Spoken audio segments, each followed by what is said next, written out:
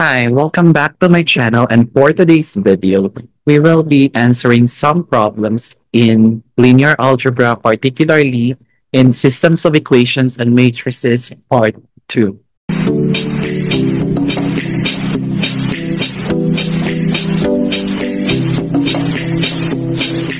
Okay, so let's start now. The first question says here that which of the following is not a property of a field? Now, if you look sa apat na choices, it seems that yung apat na yon are actually properties of a field. But let us double check one by one. The first one says that for all x in F, there is this symbol such that if you multiply this, you get 1. So, ibig sabihin, para siyang inverse. Technically, this is really the inverse. But, for all, ang nakasaad sa statement natin, for all x in F, in which x is non-zero. Walang sinabi natin doon. Sinabi natin for all. So, ibig sabihin, kasali yung zero. So, in this case, hindi ito property. Now, this means that your A here is the answer for number 1. But let us double check. Baka kasi meron talaga sa B at C at D. Or baka malay natin maraming answer. Okay, letter B. There is an element 1 in F such that this, which is indeed correct. Kasi it's a property of a field that whenever there is a field, there is a property.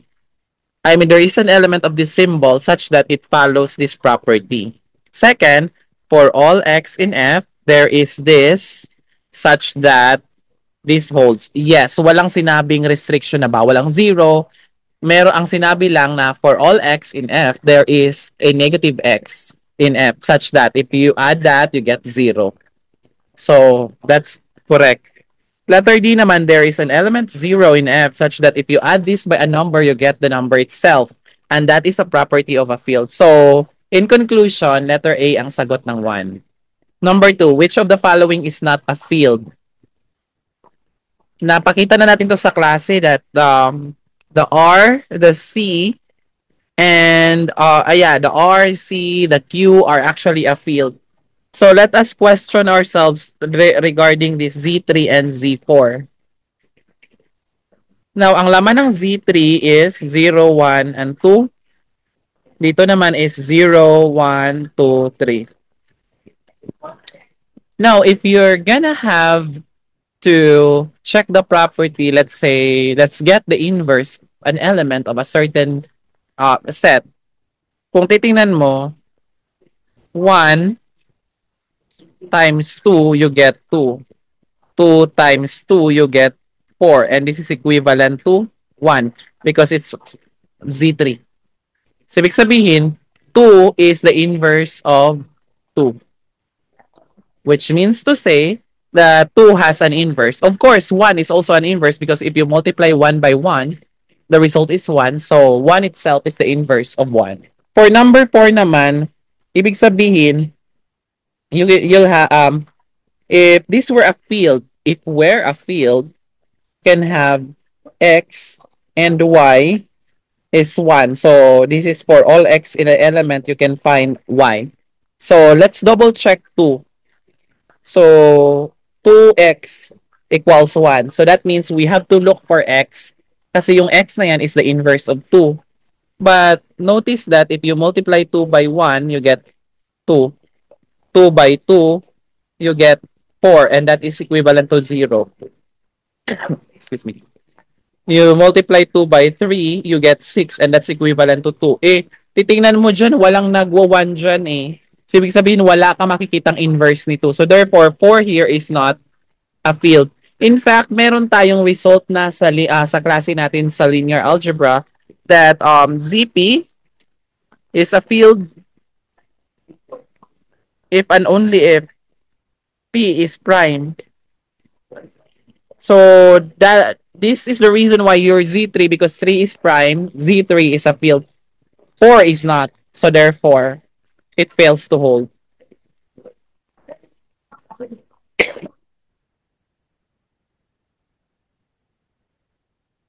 For number 3 naman, so we will have to multiply the matrix A and B. Okay. So our A here is 1, 0, 2, 1, 0, 1. And we also have 2, 1, 0, 1, 0, 2. So if you multiply that, di ba yung technique natin, pag ganito lang, no? Multiply that, and add them together. So, this is equivalent to 1. Basically, this is supposed to be equivalent to 4. But 4 is congruent to 1 because of characteristic 3. So, 1 yan. And then this one, you get 1. This one also, you get 1. If you do this, if you do this, sorry. If you do this, you will get 2. So therefore, the answer here is letter D. Okay, number 4. Which of the following is algebraically closed? Ano nga yung sinasabi nating algebraically closed? If every polynomial in that field, or if every polynomial in that given field, you always find a root that belongs to that field. So, ibig sabihin, kunyari may polynomial p of x ka dyan, element siya sa polynomial of f square bracket x. So, this has a root such that your root is an element of f. And ipakita na natin before, di ba, the set of integer is not algebraically closed. Why? So, bakit? Kasi, di ba, 3x, kunyari, 3x plus 5 equals, that's 3x plus 5. That is a polynomial. Bakit? Kasi, yung 3 at 5 mo is integer naman. So, ibig sabihin, element siya ni z. But if you take the 0 of this polynomial, you get negative 5 over 3. And that is not z. Similarly with q,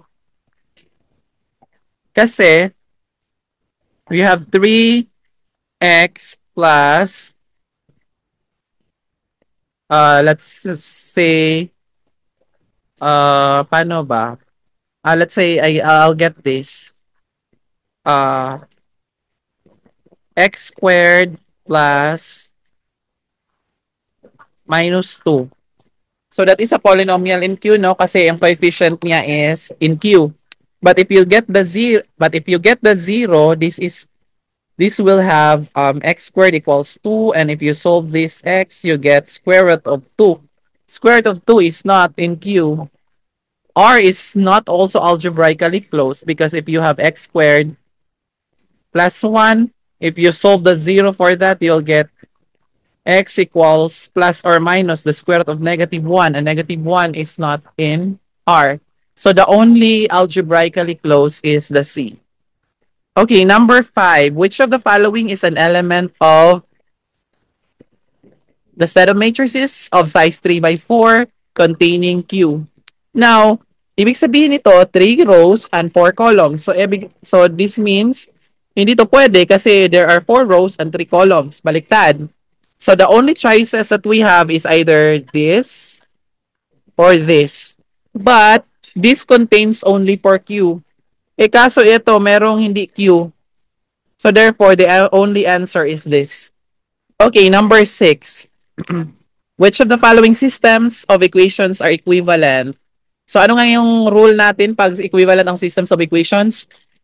If they can be obtained via row operations, like say for example, it is done by multiplying the entire row by a scalar, or you can swap the positions of the rows, or you can add row by a multiple of the other. So I'm referring to the row as one equation. Now, kung titingnan mo, dito pa lang, may something mali na. Bakit? Kasi, ayan sa case na ito, masyadong malaki ang 3, so dapat mas malaki dito. So, mali yan. Kung iisipin mong 2 naman yan, So how did you arrive 2 from 3?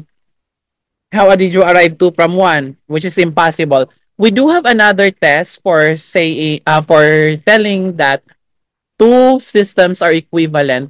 'Di ba meron tayong result before sa klase na when two systems are equivalent if and only if they have the same set of solutions. So let's solve the solution set instead so that if whenever they have the same set of solution, two systems are equivalent. Now, sa case na ito, okay, wala na to. Now, let's do the case here. Ito. Kung titingnan mo muna, I say pwede kong i-extract yung negative j dyan. I have j plus k equals 4. Yan. Sa first equation yan ha. Bakit naging negative? Kasi nilabas ko yung negative. So si j dito na nagiging negative yan. Okay. Negative j plus k kasi lumagbas ang negative ni k. Similarly, we have I plus negative j plus k equals 4. Bali, ano lang, pinaparenthesis ko lang, so plus yung sa gitna. So, if you add that, you get 2i. Eto, makakancel to, no? Kasi parang isipin mo, isang variable lang yan. Yeah, minus and plus. So, cancel yan. And you get 8. So, your I here is 4. Okay, tingnan natin. Tingnan natin sa kabila kung makakuha tayo ng value ng I which is 4. Okay.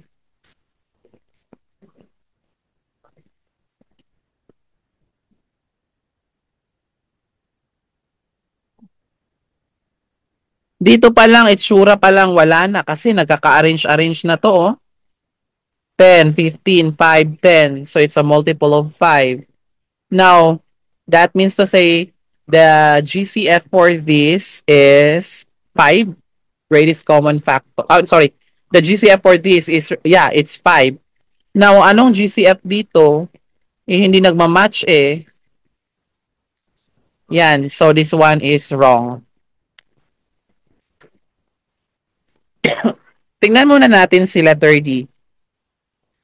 Kung papansinin mo, naka-fraction dito, oh, dito wala. Wala kang fraction na makikita, so this is wrong. Now, for letter C, let's solve for the value instead kasi dalawang variable lang, so mas madali na nga lang, no? So, we have, if I'm gonna multiply this by negative 3, yan, I'll get negative 6m, tama ba? Plus 3n equals negative 21, and I have 6m plus 5n equals 45. And correct me if I'm wrong, this is 8n equals 24, implying n equals 3. Now, when n equals 3, I'll use this. I'll get 2m minus 3 equals 7, implying 2m equals 10. Transfer ko si 3, naging 10 yan. So, m is equal to 5. Yan. Okay. Now, let's double check kung ito din ba ang solution sa kabila. Now, if I multiply the first equation by negative 6, I'll get negative 6m plus 12n equals 6. And I have 6m minus n equals 27, which implies that I have 11n equals 33. So if I solve for n, I'll get n equals 3.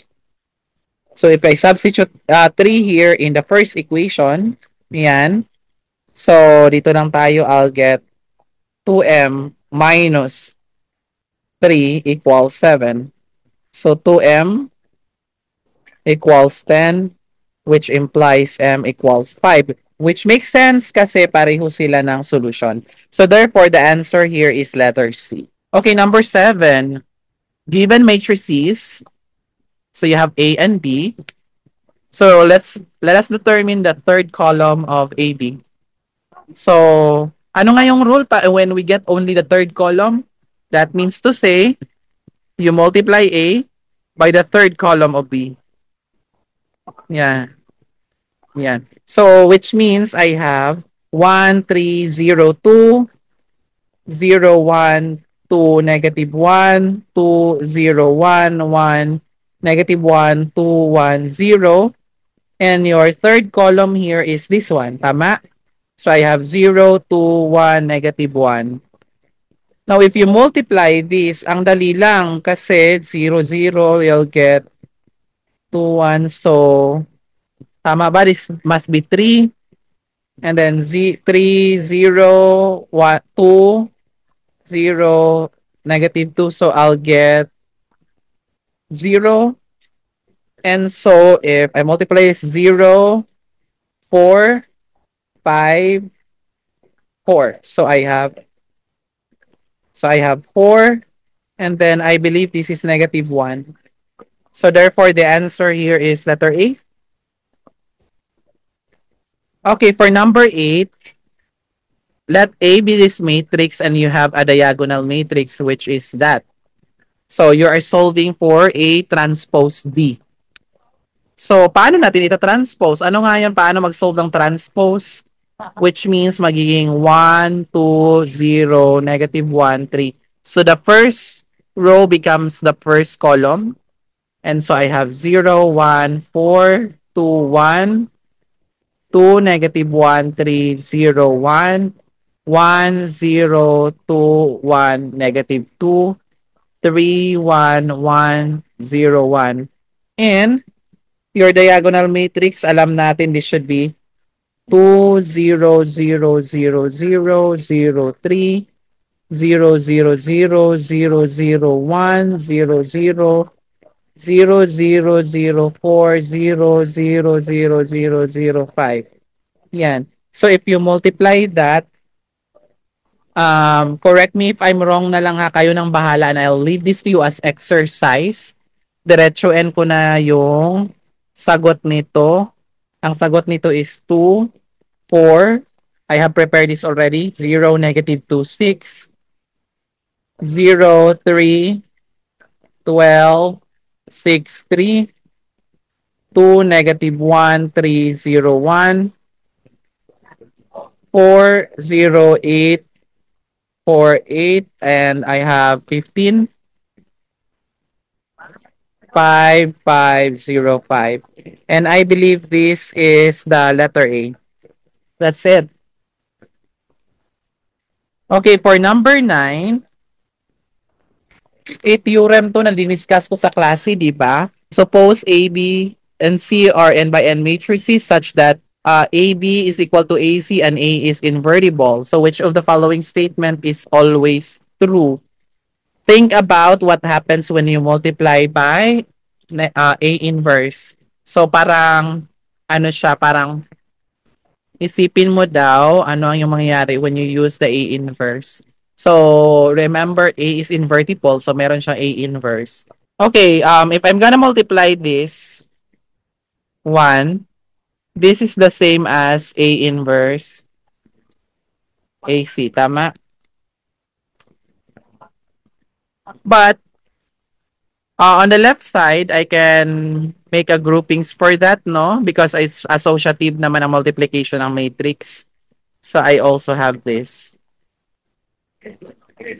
So, di ba magiging I lang yan? This is B. This one is I, C. Di ba I times B, that's still B, and I times C, that's still C. So therefore, the answer to the choices is B equals C. Okay, number 10. Let A and B be invertible matrices and which of the following statement is true? So remember that matrix multiplication is not commutative. This is already for you to find out. So alam naman natin lahat. In fact, inaulit-ulit ko to sa klase. So, when you take the inverse of AB, kasi ang A mo at ang B mo are invertible matrices, it's always B inverse, A inverse. Why? Okay, let's double check. Yung AB natin, ibig sabihin, pag i-multiply natin yan ng AB inverse, the result will be I. Okay. So, ibig sabihin, if I also multiply our AB with B inverse, A inverse, the result will be I. Since we claim here that these two guys are just the same. So let's double check that. I have AB and I will multiply that by B inverse A inverse. Ang dali lang. You can regroup that because it's associative. So I have this. Tama? But this is the same as A inverse, which is A inverse, and that's the same as I. So we are through with this. That's all. So if you have any questions or clarification, please let me know. Okay, so that's all for today, and thank you so much for watching. So if you have any problem or clarification regarding on the discussion, you may comment down there so that I would know and we can discuss on that. For those who are new to my channel, please don't forget to subscribe so that you'll be updated on a lot of videos that I'll be uploading soon. Thank you and have a great day.